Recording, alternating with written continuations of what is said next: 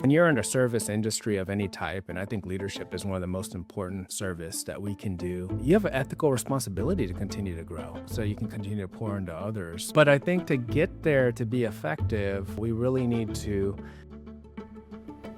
Meet Joseph Bogdan, Human Resources Business Partner at JLL, host of the Waypoint Better podcast, a strategic HR visionary, Air Force veteran, and leadership educator. He is also the author of Better Has No Finish Line. Joe specializes in human-centered leadership that transforms organizations by connecting heads to hearts. You use the phrase they're world-class coaching trees. Can you expand on what that is? My leadership philosophy really surrounds this idea of developing world championship winning coaching trees. Why I frame it that way is I think that in the end, my legacy will be more about the other leaders I've helped pour into for them to be effective in winning their own championships. A lot of times we lean too hard on the mentorship piece and maybe not enough on the coaching piece. You're not always going to be there to mentor them. So, how do you coach them to help them get to their solutions as well? You spent your career in the military, in HR, in your own CLO work, helping people become better leaders. What does better actually mean to you? Man, that's a great question. When I think of better, it's just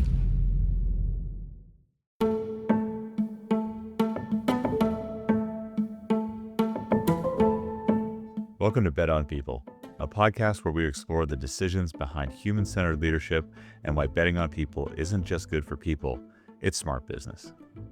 I'm Keegan Evans, executive coach and founder of Euda.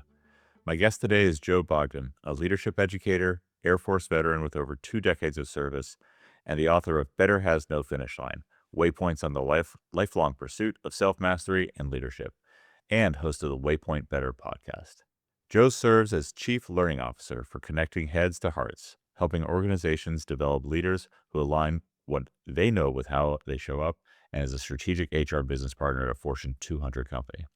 Joe, thank you so much for being with us today. Keegan, thank you so much for having me. I've been really looking forward to this and listen to the first episode you already released with a colleague of mine, a friend, Barrett. And yeah, loving what you're doing. It sounded great. I appreciate it so much. And yeah, Barrett is a great connection for both of us through this, and really happy to have made the connection and dive into this conversation. So let's not waste any time. You spent your career in the military, in HR, in your own CLO work, helping people become better leaders. What does better actually mean to you? Yeah, that's a great question. And honestly, I don't think anybody's ever asked that question before. So kudos to you. Uh, when I think of better, it's the constant pursuit of self mastery. And when I think of you know, trying to master this idea of leadership, it goes through self mastery, in my opinion, to be effective. So, my leadership philosophy really surrounds this idea of developing world championship winning coaching trees. And my thought is it's really a state of mind for me. It's always seeking that level, balancing that idea of contentment, but always seeking improving your position. I guess I'll say that. You use the phrase they're world-class coaching trees. Yes. Can you expand on what that is, the Yeah. So, definition of that? yeah, and I know you and I both were in the military, so Yep. like these sports analogies will never end when you relate sports and in the military. And I'm a big sports fan, so I think of these coaches that were the most effective leaders. A lot of times, people look at them as the ones that have the most rings, the most Super Bowl rings, the most trophies. But I tend to look at it from a different perspective. I look at it from a place of what does our coaching tree look like? And how successful were those people? And I think that's more relatable and what I consider more of an infinite game versus that finite game of a sport, like seasons and all those things. It's like when we're in leadership and true leadership in organizations, I mean, it never ends, right? Like you're continuously growing the people around you, you're trying to grow your business. So when I think of these coaching trees, why I frame it that way is I think that in the end, my legacy will be more about the other leaders I've helped pour into for them to be effective in winning their own championships, in the years to come. If I'm the one that ends it, I'm the only one that won any championships, and I have a bunch of people that, I was privileged to lead, but then they're not really successful. I feel Yeah. like I failed, So Yeah. that's where that Yeah. philosophy comes from. I'm a big believer in organizational culture driving effectiveness, but there's also not a linear bad to good uh, definition of culture. It's about fitting personality and finding that common growth and common goals. When you talk about different, what your coaching tree looks like, do you have any general better practices of healthy versus unhealthy? Not necessarily another. I actually I asked the premise of the question, what's better look like? But I'm going to say not what's better, but what works, what doesn't when you talk about coaching trees. Yeah, I think that one of the things that doesn't work well, and I've seen it done so often, is that you try to develop your coaching tree to the way that you would coach. And I think that, there's goodness in helping other leaders, by giving them perspectives, maybe, letting them know what you've tried that didn't work. But there's an adage of like, good leaders don't teach people what to think, but how to think, Yep, and not necessarily sure. like them, right? So I think that I've seen so many that create this learning path or this development path for the people that they're growing, and it Yeah. aligns only with how they were developed and they were grown or what was successful for them. And they don't spend enough time asking the people that they're actually leading and talking to is like, what's your white picket fence look like? Mine might be an acre and a bunch of land and that beautiful house, but yours might be, a loft in the city. And Yeah. a lot of times I found that the more effective leaders, when they're developing that coaching tree, is that they strike this perfect balance of, hey, this is me instilling some of my wisdom, but here's also some coaching to help you figure out what's right for you, and what winning looks like for you. I really like that, being sure that and it ties in directly with what, I certainly experienced as better leadership in the military, and I think some of our conversations here, this same bit. Servant leadership is about it's about the people you're leading, and whether it's coaching, whether it's leading and with the coaching mindset, or the coaching tree framework that you're talking about, just one-way communication of expertise is not solving the problem. It's about bringing out more. Absolutely. Yeah, I think that, that we have a lot of different tools as leaders that we grow, whether that's intentionally or just through experience and exposure. But a lot of times we lean too hard on the mentorship piece and maybe not enough on the coaching piece, which they're two different things, right? And it's like mentorship, I'm just constantly telling you what to do, but it's like, hey, sometimes you just need to, especially when you talk about succession planning for the future. It's like you're not always going to be there to mentor them. So how do you coach them to help them get to their solutions as well? Yeah. We're gonna get into the normal format of Bet on People with some key decisions, but I wanted to talk really quickly. We've got your book, and Better has no finish line. I talked about it in the intro. Waypoints on the lifelong pursuit of self-mastery and leadership. And before we dive into the decisions we're gonna talk about, I wanted to tease out a little more from the use of self-mastery in there. What have you found around leadership and continuing to build betterness for the self that has really shown up? Yeah, I personally believe that self leadership is vital as a first step before you're leading other people, right? And we can go from a very tactical level of like, we talk about emotional intelligence, self-awareness, self-management comes before the whole social awareness, Yeah. and the relationship management. And when Yep. I look at that whole model, I look at it and I'm like, that's leadership. Yep. The whole model is leadership. I mean, like, what is Truly. leadership if it's not managing relationships? You Yep. know, so, but I think to get there to be effective, we really need to dive deep and do some of that deep, deep work on ourselves.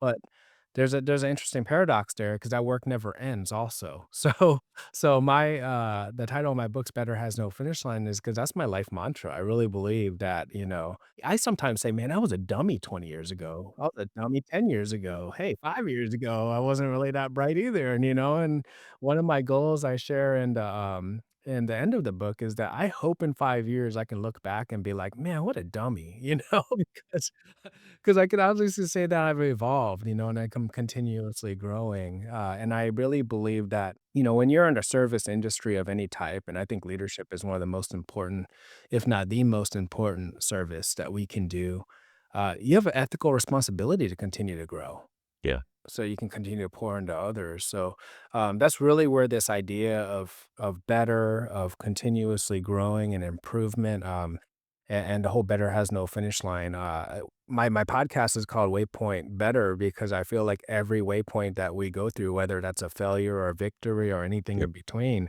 is just another waypoint to the next better version of you. I Yeah. love it. So I love it. Let's dive into the decision points that we're gonna talk about, and, the real neat thing about, this episode is we're actually when we talk about betting on people, we often talk about that leadership of other people. You've got a great career that involves leading other people, but we're gonna talk about some decision points where the people is you, and betting on yourself, which I think is directly supported in everything that you just talked about around the self-leadership, self-mastery in service of others. So I would love to hear, as we always kick off, where's an example from your past there where you made a decision that seemed to deprioritize the people versus the system? yeah, so in this time, and since the people was me, when I think about it, how many times I deprioritized myself, coming from the professional arms, it's part of the culture to do that. It's an expectation. So I could say throughout my career, there were so many times, whether that was maybe, taking on a deployment while I had something important going on at home, and this happens to service members all the time. It could even be the first baby they're gonna have, and then they have to deploy out. I remember spending time in Christmas in a hooch somewhere, like, by myself, or scroll and when there was social media, scrolling through and seeing everybody in their, Sure. Christmas pajama photos together as a family, I mean, Yeah. those type of moments, Yeah. I went to flight school definitely. with a guy who, he was prior enlisted, and he had his 4th kid, was born while he was in flight school. That was the first kid he'd been home Oh, for the wow. birth. Yeah, and that's not uncommon, right? No. That No, no. story. Yeah, it was normal. Yeah, yeah, and then even for folks that are single, I mean, like, you're gone Yep. a lot, and it's hard to even start a relationship or a life, Absolutely. so, yeah, it could be really challenging, but, yeah, throughout my military career, I could say, whether it was a remote tour that came out of nowhere, my last 5 years in the military, I moved 4 times, so it was really hard to establish roots anywhere. But even in the smaller things, like, I remember, my unit needed somebody. It was funny, like, Keegan, this is the wildest thing. It was the secretary of our unit decided to move on, and I was leading a team of 20 technicians, Okay. and they needed someone to come up, and I remember the commander said, "Joe, I really need an exec," and I was like, "I know you're really trying to polish this up, but we know it's a secretary position." And then I was like, "Alright." I mean, like, like, I've never been the one to say I don't do windows, so I'm like, "Alright, I mean, if that's where you need me to go, that's where I go." So, there's been plenty of opportunities where I was like, "That's not what I wanted to do," but, for the better of the team, I would take the bunt, I would hit the sacrifice fly, and I felt like it was a measure of my own character to be able to take that and do that effectively, and it was always challenging myself to do those things and how to react right. Most recently, probably in my corporate environment, there was an opportunity for a position that would have a significant raise. It would be a promotion, but on the team that I'm on right now, we're actually making some significant improvements in what we're Yeah. doing. We're really advancing our employee engagement, and we're doing quite a few other big projects. And I'm working with some key stakeholders. And I looked at it and I was like, it might be nice to go. The grass isn't always greener. It might be good to go over there, but the team needs me here right now. And I don't have desperate energy right now, needing a promotion or a raise right now. So I'm in a good place where I can be patient and see how this goes. And I'm not gonna, continue to pursue that opportunity, stay where I'm at. And something that when I think back, every time I've sacrificed myself for the organization, well, I wouldn't say every time, but most of the times, I've gotten tenfold back, Okay. in some way, shape, or form. I feel like I've grown from that opportunity or something happened where it was impactful down the road. Yeah. One thing that jumped out at me is here by structuring this a little bit in the way of like, okay, what were the sacrifices you personally took for the organization? We could also supplant like the people that you were leading. There seems to be in each of those examples people who you felt responsible for or felt loyalty for, and the organization is a bigger part of yourself that you were taking the personal hit and seeing the benefit downstream. because the organization itself was doing better, and it was making the right call for the people there. So as we always come to the end of recognizing that it's often neither one or the other in the nuance. But Absolutely. you've launched us into that right away with these great examples. Was there ever a time where you mentioned most of the time, or you corrected yourself that most of the time it paid off? Where's the time that it didn't really uh, pan out, where it was all downside for you? I would have to say, just being vulnerable here, there was times where you sacrificed so much, like where anybody may sacrifice so much, and then they end up on the other side of whatever that is, and then they might be a little bit resentful or regretful, right? And it sounds crazy, but I remember when I was probably in my 30s, I was going pretty hard. I was a hard charger, rolling up the enlisted ranks. And, an enlisted person's goal almost always is E9 if they're gonna stay in, right? I mean, they want to be a E9, and that was my goal since I was a E2, E3, right? I wanted to be an E9. And, I worked hard towards it. I definitely followed the rubric of checking the block of all the things I needed to do. I tried to do it with character throughout the whole process, but a lot of it was taking every assignment that came up that, trying to being a yes man in a lot of ways, spending 60-hour work weeks pretty often, taking that remote tour that nobody wants, and really grinding through those things. And that's why I think there's such an overlap of like, okay, is that me sacrificing myself for the thing, or is that also me wanting to achieve that thing so much that I'm also sacrificing a lot of my own health, my own relationships to get that thing, right? And in the end, the organization gets what they need as well. Yep. But at one point, I had a promotion for E9, which, should have been the greatest thing ever for me. I was 20 pounds overweight. I was drinking way too much during that time to deal with the stress of work and heading towards a divorce. Yeah. And all of this was going on. And I think back, I was like, because the person I am, I look back and I'm like, everything happens for a reason. I can grow from all of that. But at the same time, did it have to be so rocky to get there? Yeah. Yeah. That's the question that sometimes I ask myself. Yeah. Thank you for being vulnerable about that point, and with it being coming up on the E9 promotion, that's later in your career too, to have driven towards and achieving that pinnacle rank and pinnacle goal, but questioning pieces around it.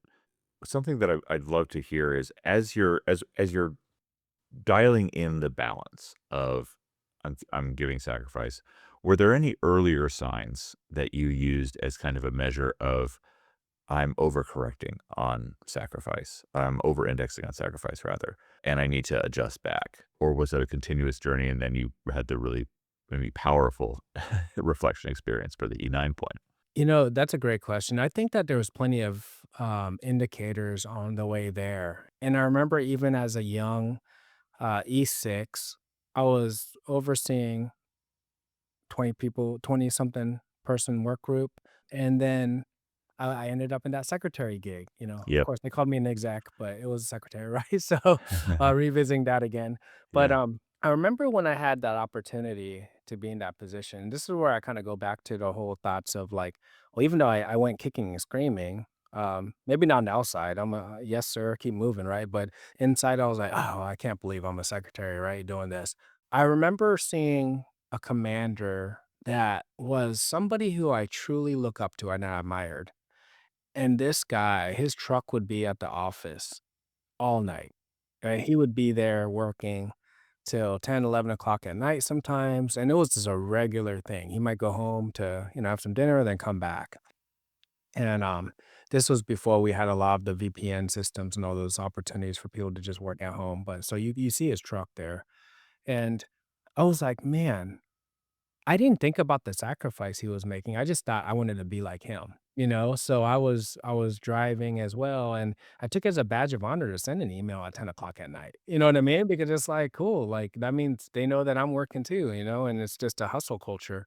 But he moved on, just like commanders do, and a new major came in, and she couldn't do that because she just had a baby. So she had to have a little bit more of that balance, and she really delegated really well and empowered others really well. And, shockingly, the unit didn't fall apart, right?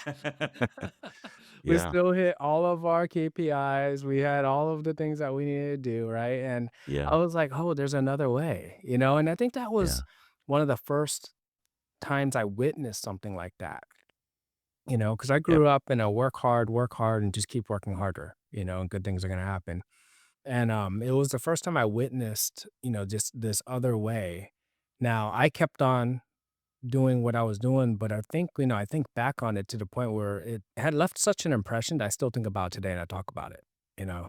So, yeah, I think that those are, those like I can see little things like that where you can look backwards and connect those dots, looking backwards, of course, and then think, oh yeah, that was probably one of those first indicators because I thought about it so much that I really started reflecting on what this really should look like in the long term.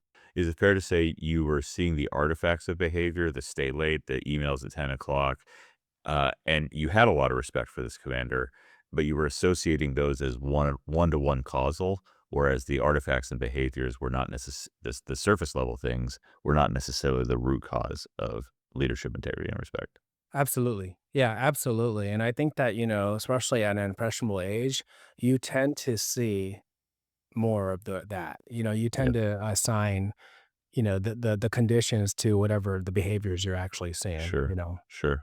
So you've had vulnerable realization as you've achieved E9, and you decide to retire. Let's move into the concept of how did you apply that? Is this where you started thinking about how you were going to prioritize the people of you? Now, I would say that, that there's always the balance that you have through that. But, at the time, I decided to retire.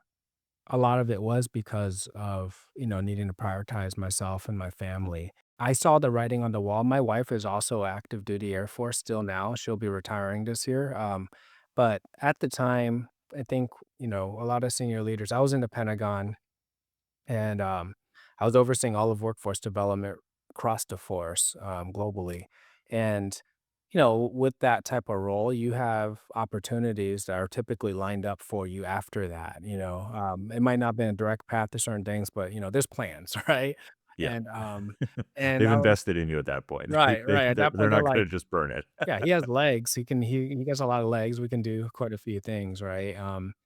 And I also saw the writing on the wall that my wife being also a senior enlisted person, that there's a good opportunity for us to not be able to be together. Yeah, We'd be geo-bacheloring. yeah, And I looked back on that whole idea of, okay, that whole time where I made E9 and I was like, I'm not going to do that again, right? I'm not going to just like sacrifice myself and the relationships that are the most important to me just for whatever that carrot is on the other side, and there's yeah. never an end to carrots. Like I Yes. discovered that, right? It's like this hamster wheel and there's always a carrot on the other side. You don't notice how much of a hamster wheel it is until you step off.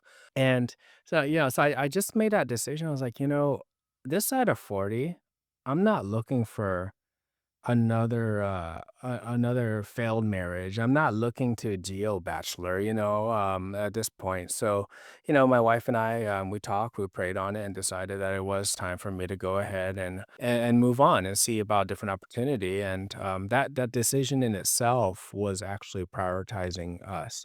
But interesting enough, I know Keegan, I'm not sure if you might have experienced something similar. Is when you've given, a lot of time to a noble cause, you start feeling like, and also that thing has done so much for you because the Air Force has served me very well also. It's almost like you feel this, like, obligation, like, there's obligation, and, I had to have a hard talk with myself. I said, "Hey, I did 24 years. I paid my due, and, it's time for me to go serve in a different capacity." But it Yeah, was really challenging to make that yeah. decision.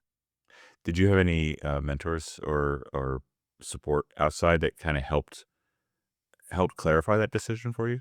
Yeah, it's interesting. Some of the people that you'd find to be the quote unquote mentors, sometimes they almost make you feel bad about making the decision to leave, Yep, right? I mean, there's just going to be that. I don't care if you're in the military or you're in some business. I think that you're going to have some of those because they invested in you or and they perceive that you owe them something back. But So one of my mentors that I really truly appreciated, he was actually one of the key factors in why I went to the Pentagon, and he retired like 3 days after I got to the Pentagon. So I was like, "Thanks for bringing me here," and then leaving, right?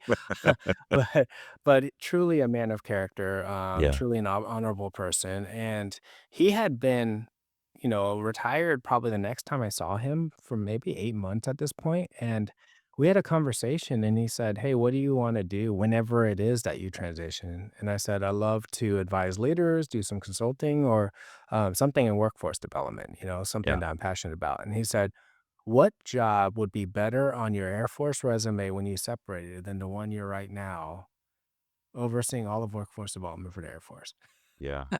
And I looked at him and he was like, "You're gonna move on from here and you're probably gonna be, yeah, a command chief master sergeant somewhere, or you're gonna go to these other level roles that the civilian environment will never understand what the heck that is. Yep. But this role, it's gonna mean something."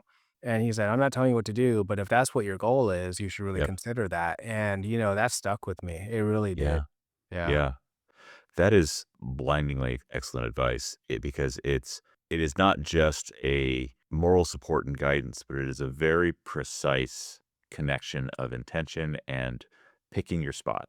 Because we all have to leave sometimes. Sometimes we don't get choice in it. Sometimes we don't. But when recognizing the opportunity for that intersection of choice, ideal, and the peak jumping off point is wonderful.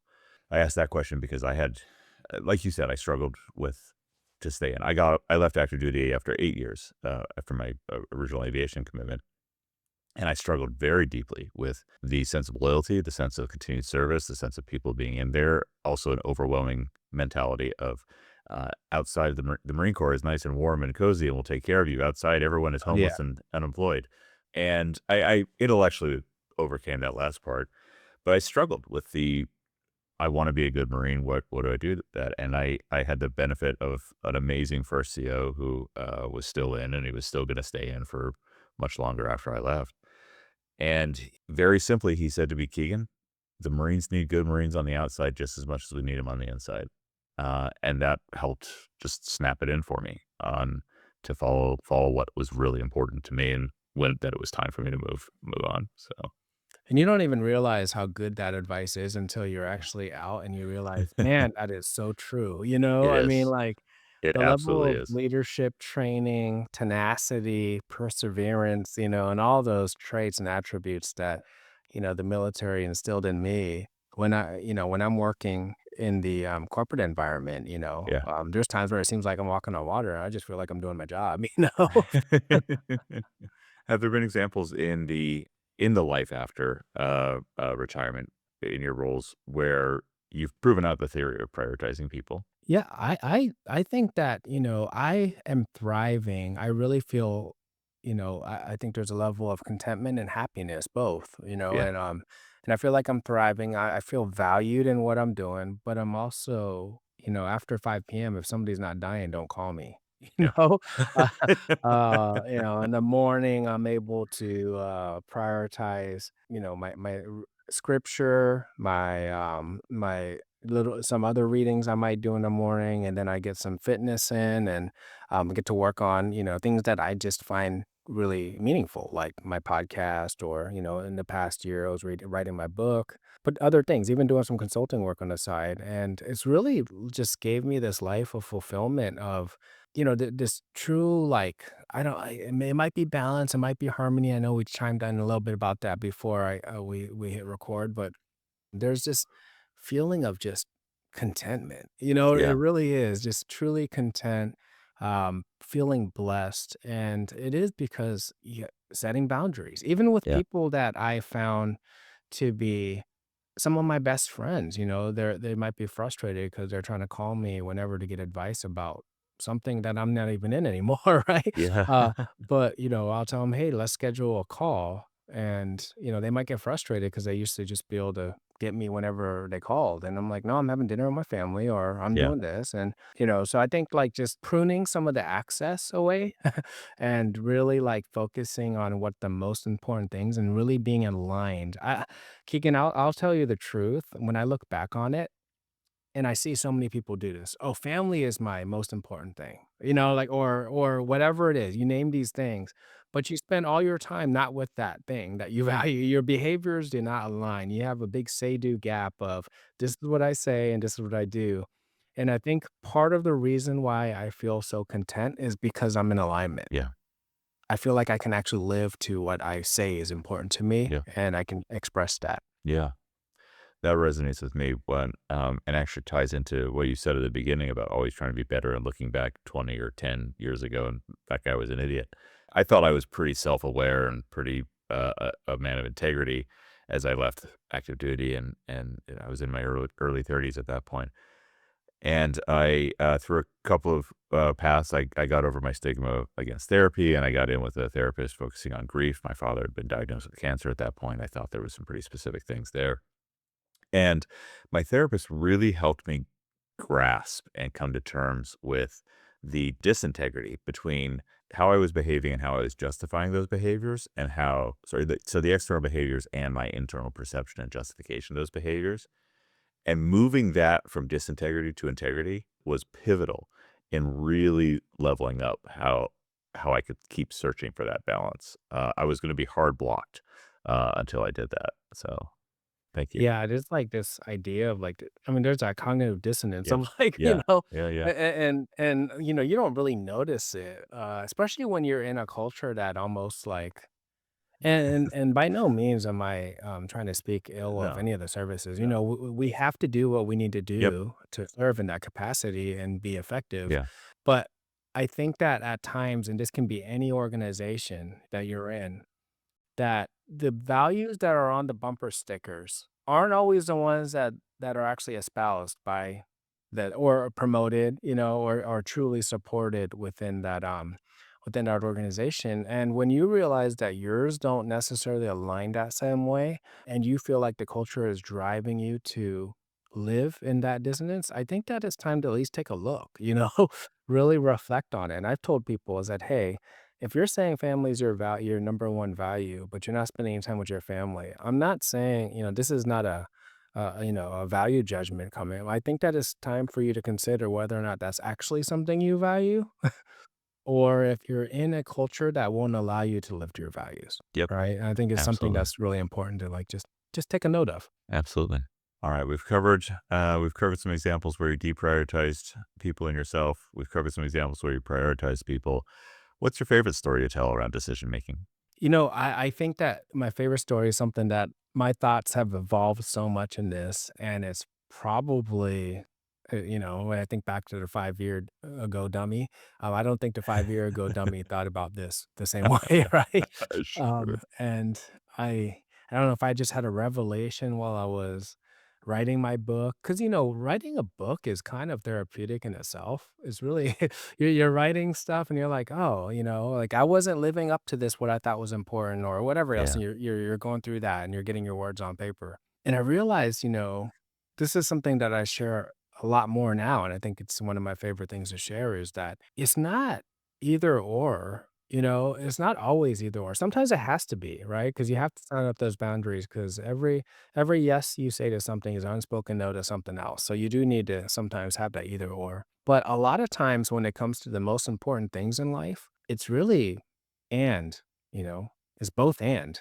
And an example I will use for that would be, compassion and accountability. I think we all know that they both should exist in the same place, but sometimes when we're actually faced with that judgment, that decision, it's like we have to lean one. We're like binary people suddenly, zeros and ones, and now we got to either do this or do that. And it's like, no, you can do both. Life is paradoxical, and I find that I find your questions really intriguing because in reality, I feel like they're both true, and anybody who's been leading for any amount of time will know that there's going to be times where you will make sacrifices for the business or organization, and there's gonna be times where you need to prioritize yourself or the Yeah. people.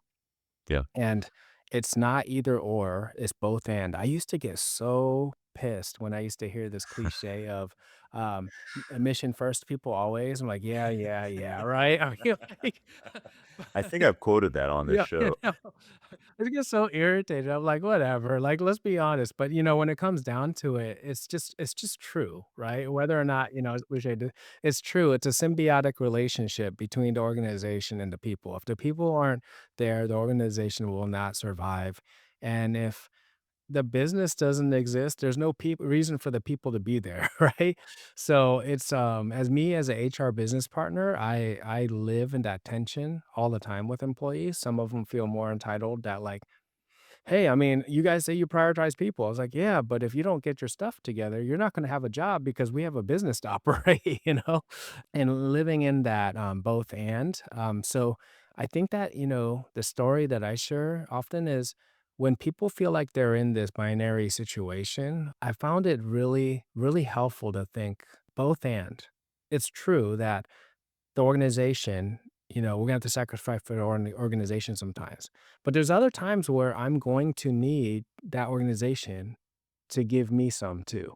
Yeah, Right, and living in that tension between and having the discernment to know which side you need to lean on at any given moment, which comes with, that wisdom comes with time and experience and exposure. So, yeah. that's something that I think that, it probably, like, landed on me in the last 4 or 5 years where I was like, "Huh, yeah."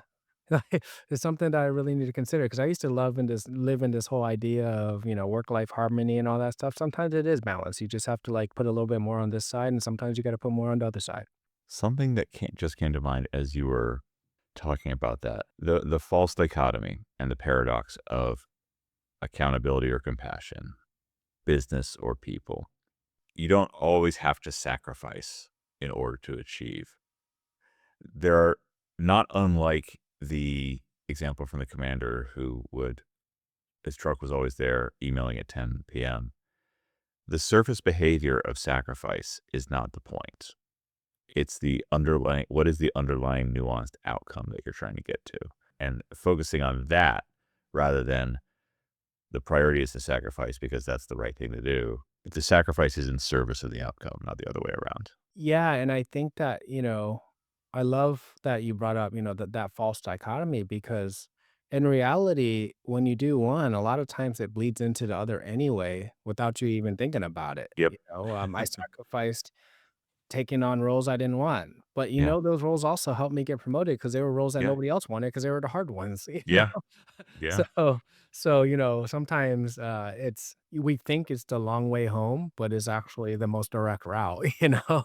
So, that's why I've always been a true advocate of don't try to pick and choose your opportunities, take the opportunities even if they're not the sexy ones because those usually are the ones that are most fruitful, and maybe it is a sacrifice for you at one point, but then it'll pay dividends later? Yeah.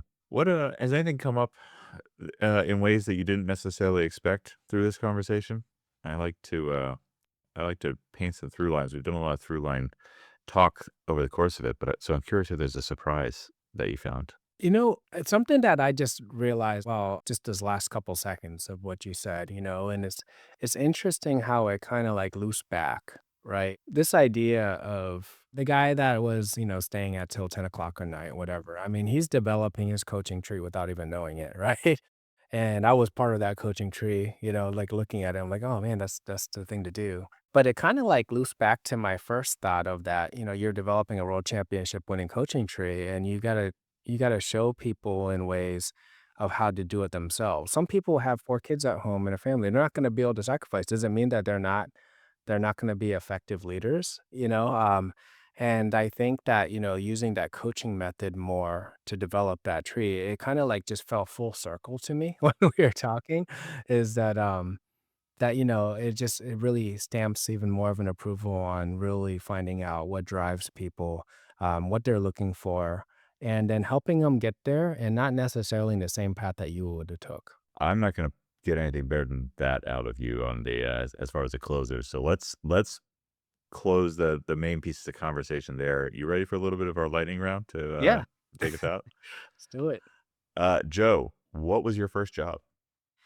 My first job was at Wendy's. I Nice. started at the register, and then I made my way up to the fries, the grill, and then I started making sandwiches, and, I was very proud of that, and one thing I'll just share, I know this is a lightning round, but that was one of the, opportunities I had to grow some humility, which I really needed.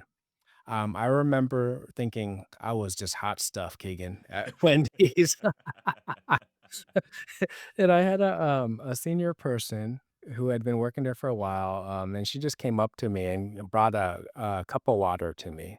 Yep. And she said, "See this cup?" And I said, "Yeah." And she said, "This is the job." And I said, "Okay." And she put her finger in it and she said, "See this finger?" I said, "Yeah." She said, "That's you in the job." I said, "Okay." She pulled her finger out of it and said, "Does it look any different anymore that you're not there?" And I was like, "Man, like, the lady is spitting wisdom in, Yeah. Wendy's," you know? Yeah. But yeah, I'll always remember that conversation. That's a good one. Yeah, I had an early it wasn't a first job, but I had an early job at a McDonald's, and my dirty secret is I actually think I like Wendy's fries better, than McDonald's. I have deep nostalgia for McDonald's fries, but, Wendy's fries were always one of my favorites. I also learned a lot of lessons in humility, but this is your lightning-ish round, not Yeah. mine, so what's one leadership skill that you wish you'd learned earlier? We talked man, it can't be one of the ones we've already talked about. This was a tough one. What is a leadership skill? There was so many, so it's, like, Yeah. really hard to narrow it down. Because yeah, I'm telling you what, like, I could say generosity because I really feel like generosity is a leadership skill, or at least an Yep. attribute that I didn't have early enough, but I'm gonna go with curiosity. I'm gonna go with curiosity, and, I would say the reason why I didn't have that earlier was when I do the self-mastery trip and I reflect back on it, most Yeah. people would say that I was arrogant, Mhm. when I was young, and in reality, I found that arrogance there's a thin veneer between arrogance and l low self-esteem. And what I think because I had low self-esteem, I put off this image of arrogance, so it would make me feel better and people would think I'm confident, but it was a facade. And because of that facade, I felt always that I needed to be right. And that killed the leadership skill of being curious to me. And Yeah. some people might argue that's not a skill. To me, I think it's Oh, whether it it's a absolutely skill, is. trait, or attribute, I think it's one of the most important ones for a leader. And Yeah. it can't live in a space where you want to be the one that knows everything and think that you're Yes. always right, and, it took me many years before I got to that. Yeah. I love that one. Brené Brown in her book, Atlas of the Heart, I got it behind me, she uses the concept of near enemies, a lot, and with if confidence and especially grounded confidence is the virtue, arrogance is the near enemy. It's often masking that insecurity that you're talking about. So, anyone who's paid any attention to Euda knows that curiosity is you're speaking my language here. So, similarly, what's the biggest myth that you've heard about leadership? I think that a lot of times people feel like this leadership role is like they have this idea that it's like a pyramid where you're sitting at the top in the leadership role and everybody else is there. And I know, I think that, there's a lot of culture shift to believe in that servant leadership model, which, isn't that new to actually anyway. But I think that a lot of times people don't realize that the cost of leadership.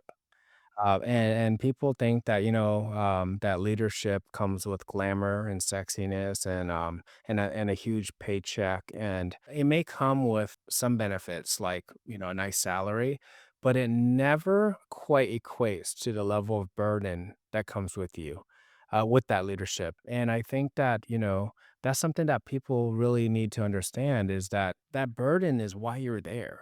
And it's not always terrible, right? I'm not trying to paint it as a bad thing. It's very rewarding, but the burden is there, and that's the reason why we need a leader. I remember listening to Joseph Gordon-Levitt. He's one of my favorite actors. Yeah.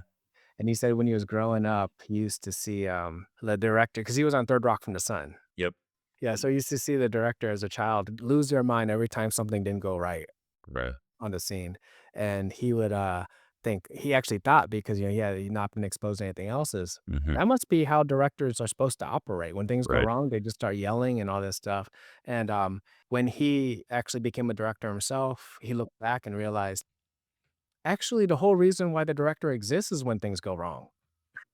And, I think that that's a great way to kinda really just capture what my thoughts are on leadership and really, kinda goes away from that myth of, it gets easier when you become a leader or that's glamorous. It's really not.